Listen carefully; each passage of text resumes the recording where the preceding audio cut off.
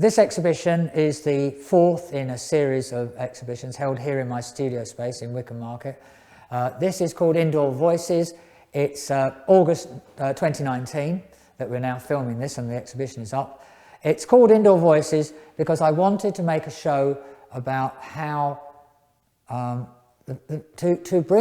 draw attention to the kind of work that is going on that happens in a sense below the radar, right? Below the radar in the sense that it's small, it's intense, it's intelligent, and most of the work in this show is 1 degree out of whack, just slightly out of, it should frustrate expectations, it can subvert, and in 1 or 2 cases quite disrupt, but I'll come to that later, and do it all in a way or using devices or using a form of reflection or reflective thinking that is not about atrocity, not about the abject, not about sort of abject confrontation as well. It's sort of slow and subtle and quiet and thoughtful and ultimately resonant and perhaps disturbing. So what I'm going to do is walk around the show and talk for a few minutes about each of the pieces. Straight away, a small piece by a guy called Bill Feaver.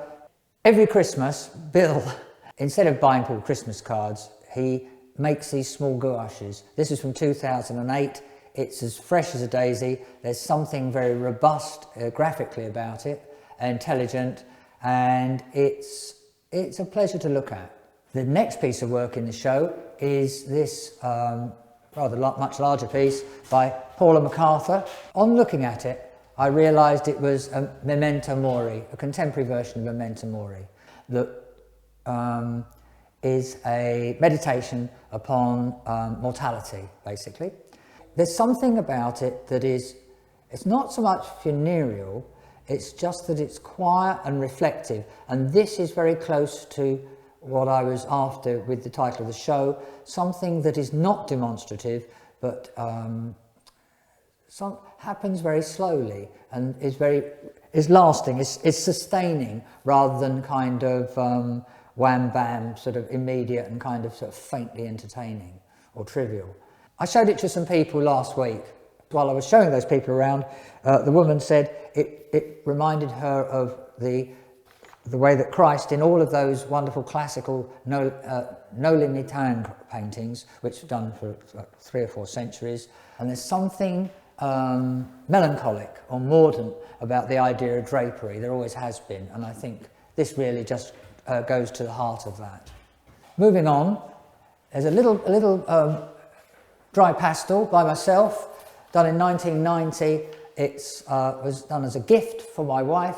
So that follows in the theme of Bill's piece, because a lot of the pieces here have either been gifts or talismanic or have a value that isn't sort of, as I say, doesn't reflect grandiose public values, but somehow something still and small and reflective, something fragile. These are 2 little paintings, oil paintings by a guy called Mike Major. They are street scenes in London. It doesn't matter particularly where.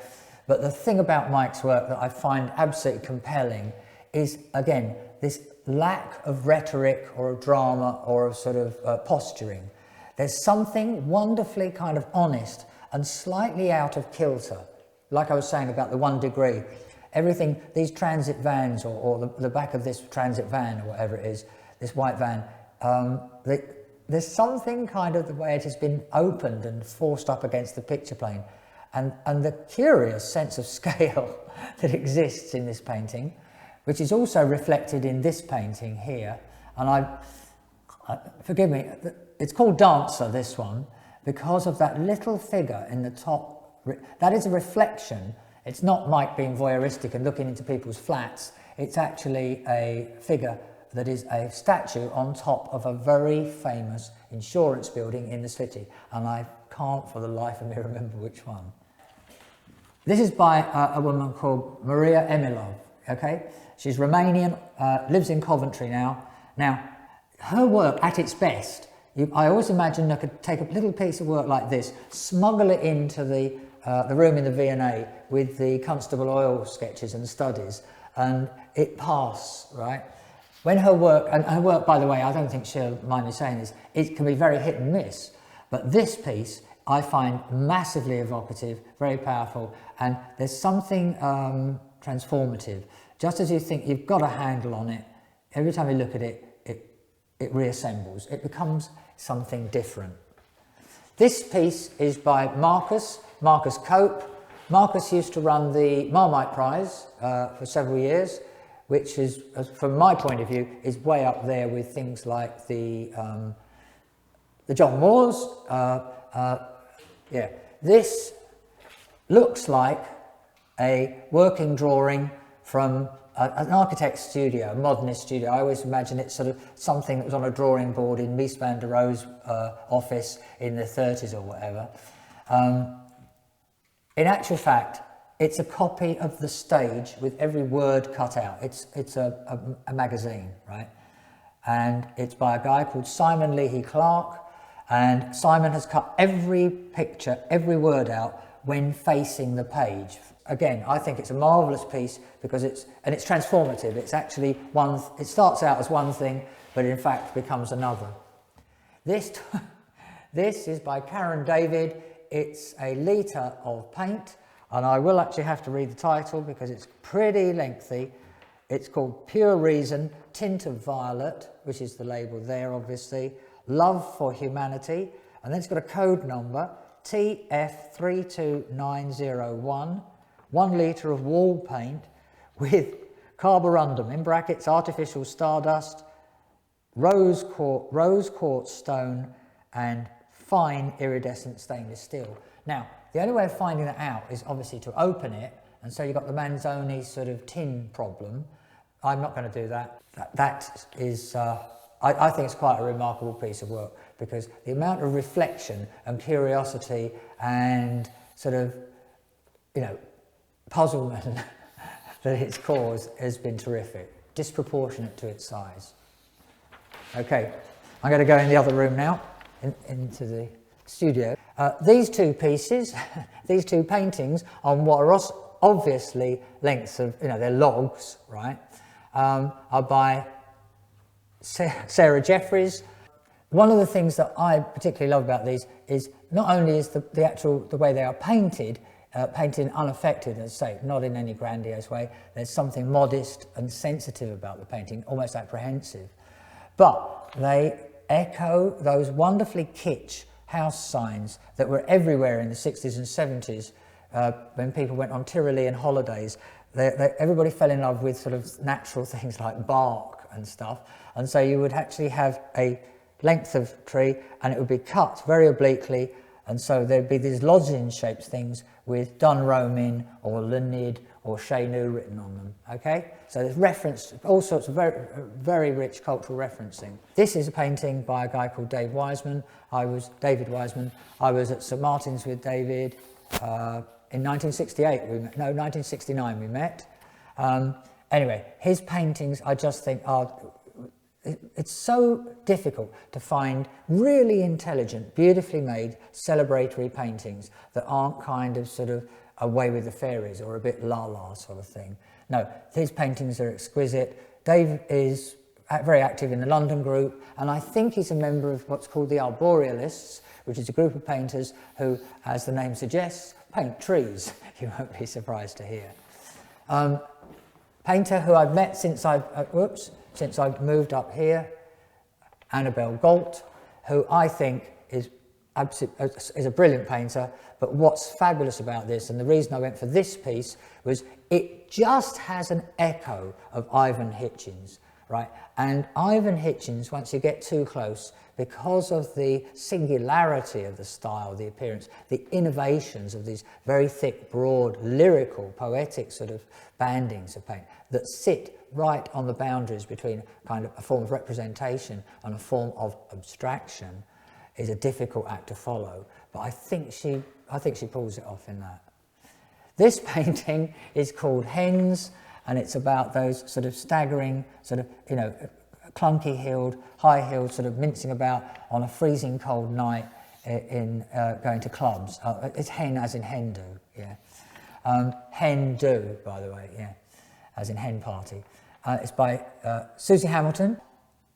The very best of her work is made almost in a split second. And there's something about, there's a series of pictures of people just opening those huge freezer cupboards or freezer cabinets, and it's got about 5 or 6 strokes, and they are so compelling. But we chose this one because of the curious, just the curiously uncomfortable and sort of, it's out of kilter quality, yes. Now, these 2 pieces are by John Christie. This, I'll go around this way so you can see the light, literally, is a maquette for a piece called My Blue Heaven. It's in the grounds of the Sainsbury's Centre up in Norwich, and it's really brilliant. I think it's brilliant because it shares the sort of lawn with a reclining Henry Moore, a Lynn Chadwick piece, and in between those 2 staples, as it were, is this, I don't think John will mind me saying, this crappy broken shed, right, this corrugated shed with this eerie blue light in it. This is one of the most, terrifically, it's been really popular because everybody's seen it in that exhibition, thinks it's wonderful, wonderful form of, it's so disruptive and so sort of, so well judged. Right. This is by James White. I was just going to say it's called the top of the ladder. I think Top of the Ladder 2. Obviously has a photorealist kind of sort of ring to it. But the thing about James's work is that the more you scrutinise it, the more painterly it becomes. It's not your run-of-the-mill photorealist paintings. And of course, the other thing about almost all of James's work is they are always in these perspex cases painted quite obviously on a piece of 1/2 inch or 3/4 inch ply laminate and painted in monochrome. So the sense of the artifice, the sense of the object, the sense of process is always there in the painting and the looking. Right, this is a piece of work by a woman called Lynette Charters. She has this particular relationship with found objects. I mean, in that she is always sort of, what should I say, looking for very particular pieces of plywood. And in this case, it's pretty self-evident what the function of the knots are. As somebody said when they saw it, it's not so much a matter of the eyes following you around the room, it's the nipples following you around the room. And the absurdity of it, I think, makes it intelligent and problematic in an intelligent way. That's a little monochrome that I did. Oh, it's called The Van. There's this one touchstone in this whole painting is this little white transit type van. And then from there, the rest of the environment, the landscape, starting with the telegraph posts and the wires and then the trees, gradually form up until you start to realise that these are flies, you know, hovering over the water. Right, this is at the end of the estuary. This is a painting by a guy called Martin Battye. Martin, I think, trained as a sculptor and then some time ago decided to dedicate himself to painting. This is, I think, an exquisite little painting that looks like, it's the idea of the sort of miasma, looking at a garden when there's so little to tie it to the ground. It's delightful in that sense, in that I think it's a great little painting. This picture, on the other hand, is modest would be to understate it. It is extremely modest, it's small in size, and it's domestic in its subject matter and nature. It's, this is basically, it's ostensibly what it is. It's a painting of a window, right? But it's one of those window frames that is not, it's a vernacular window frame. It's a kind of, you know, piece of generic carpentry. It's nothing remarkable. I mean, to say it's incomplete would be sort of problematic because it's clearly intended to look like this. But the thing is, we know that by our experience of paintings about windows, about interiors and exteriors, both formally and psychologically, that we have certain set of expectations. This doesn't meet them. Again, it's just a degree out of kilter from our expectations, and that is very disruptive as well. Right.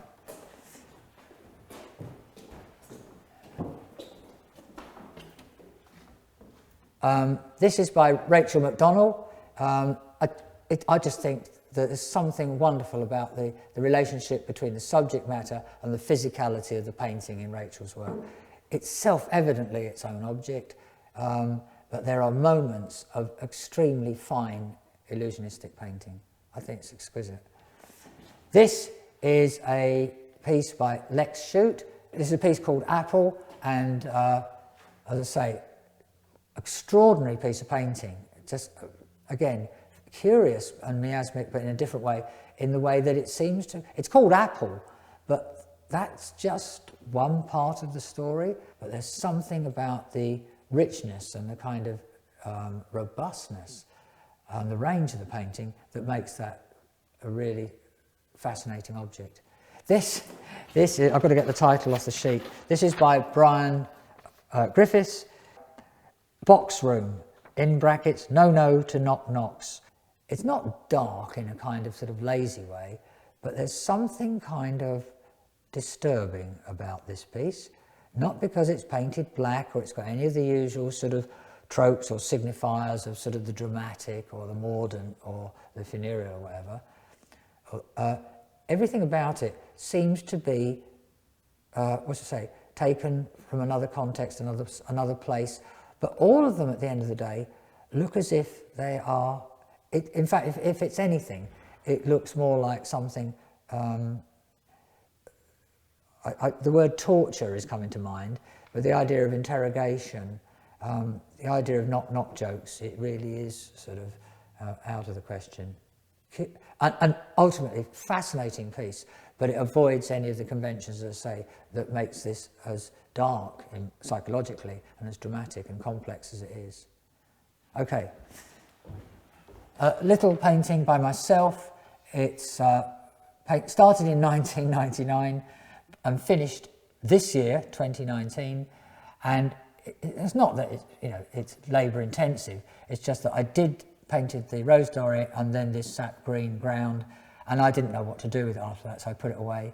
And then not so long ago I got this one out and added 2 bits of cadmium green light, these very darker passages here and these flashes of white to open the space up, and I think it's a hell of a better painting. It also has, again, this slightly disruptive, inconsistent sort of quality to it, and I was struggling for a title and I thought, well, 20 years, that's about, that's what it is, that's how long it took. It may not look like it, but it took me that long. This is by a guy called Duncan Swann. Duncan lives in Germany. He was a great art enthusiast, but he was not a practicing artist at that time. And so he came to see me in my office and he said to me, I'd like to be a painter. And I said to him, yeah, wouldn't we all? Yes. Anyway, 4 or 5 years later, Duncan applied and he was taken as a student at the Royal College of Art. There's something about this painting that has sort of East Germany written all over it or struck through it like a stick of rock. But the other thing is this curious cancelling of identity. Now, whether that's a convention taken from passports or documents and is a thing, I don't know, but it probably speaks of that. But the thing that really, makes this painting disturbing, I think is the word, are these curious flashes of paint that are neither mistakes, they don't seem part of the figurative element of the painting, they don't seem to be part of this curious graphic sort of element that's stamped on the front. There's something very, very East German about it. And this is by Scott McCracken. The reason I was so excited by this is I'm a long-time fan of the Forgotten Americans. Things like the Ashcan School, Stuart Davis, Burgoyne Diller, I can go on, and of course the Group 7. But essentially their work was urban, but Stuart Davis's early work was like this piece of Scott's work, on the cusp, using a language that is essentially non-referential to refer to something quite sort of real and very problematic. I mean, the title is Backbreaker, and of course the idea of the connections between vertebrae and things, ideas like that, or the connections between ideas, or the idea of the vertebrae, or the idea of, I mean, having to, you know, imagine picturing your own spine. I mean, it's too difficult. Anyway, so that's it.